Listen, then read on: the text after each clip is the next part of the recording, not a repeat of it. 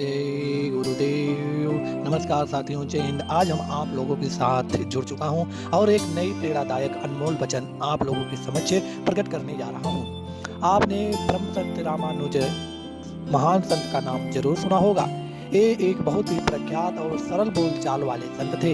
ये अपने शब्दों के माध्यम से लोगों को अंधकार से निकाल करके प्रकाश का श्रवण कराते थे और भटके हुए संतों को उनके मार्ग पर ले जाते थे और तमाम लोगों को उनका लक्ष्य दिखाते थे। एक बार रामानुज अपने पंडाल में बैठ करके सत्संग कर रहे थे और भक्तों से मिलाप कर रहे थे। तभी भक्तों की लाइनें बहुत लंबी लगी हुई थी और उन्हीं लाइनों में एक व्यक्ति भी आया था बहुत दूर से रामानुज जी से मार्गदर्शन लेने के लिए। रामानुज जी उस व्यक्ति से मिलते हैं। वह व्यक्ति आकर के प्रभु के चरणों में लेट जाता है और कहने लगता है, हे प्रभु जी, आप हमारा मार्गदर्शन कीजिए।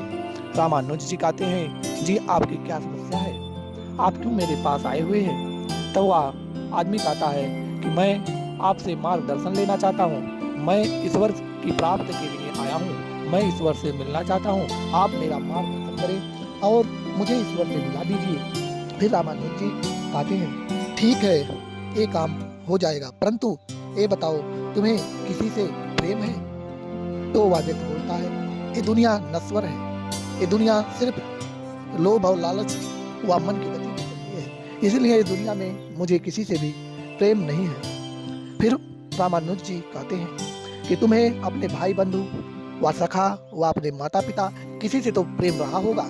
फिर वह व्यक्ति बोलता है, जी मुझे किसी से प्रेम नहीं है। फिर रामानुज जी कहते हैं कि देखो, तुम्हें किसी से प्रेम नहीं है तो फिर मैं कैसे मान सकता हूँ कि तुम्हें उस ईश्वर से प्रेम हो सकता है जो जिसने तुम्हारे लिए कुछ ज्यादा किया भी नहीं है। तुम्हारे माता पिता ने तुम्हारे शरीर को पाल पोस कर इतना बड़ा किए, जो कि तुम उनसे प्रेम नहीं कर सकते, तो ईश्वर से तुम कैसे प्रेम कर सकते हो? यदि तुम्हारे किसी के प्रति थोड़ा सा भी प्रेम होता तो मैं उसे विशाल कर देता, परंतु जैसे वट वृक्ष का यदि बीज ना हो तो वट वृक्ष कैसे उगेगा? इसीलिए एक पेड़ बनने के लिए एक बीज का होना जरूरी है। इसीलिए तुम्हारे अंदर किसी के प्रति थोड़ा सा भी प्रेम भावना नहीं है, इसीलिए मैं तुम्हारी कोई मदद नहीं कर सकता। इतनी बात सुन करके वह व्यक्ति वापस से निराश हो जाता है। तो इसीलिए कहते हैं साथियों कि हमें अपने कर्तव्य का पालन करना चाहिए।